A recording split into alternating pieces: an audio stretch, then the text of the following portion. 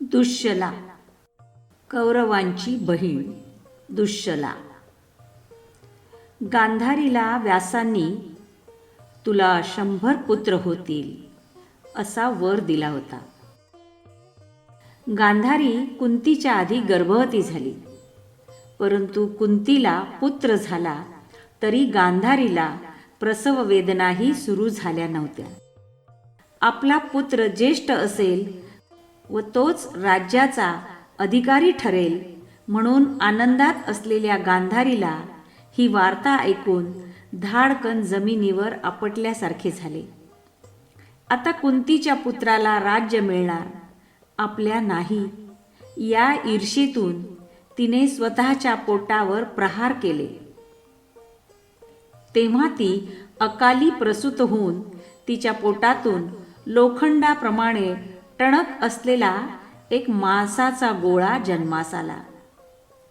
ती तो फेकून देण्याच्या बेतात असताना त्रिकालदर्शी व्यासमुनी तेथे आले. त्यांनी त्या गोळ्यावर थंड पाणी शिंपडले. तेव्हा त्याची अंगठ्याच्या पेरा एवढी 101 शकले झाली. त्यांना धृतांनी भरलेल्या कुंभामध्ये ठेवण्यात आले.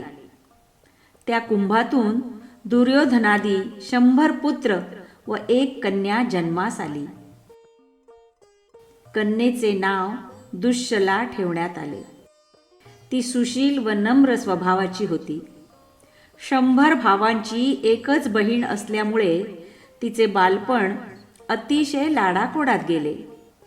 यथावकाश तिचा विवाह शकुनीच्या सल्ल्याप्रमाणे सिंधू नरेश जयद्रथाशी करून देण्यात आला.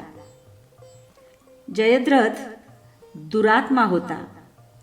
त्याने पांडव वनवासात असताना द्रौपदीला पळविण्याचा अश्लाघ्य प्रयत्न केला.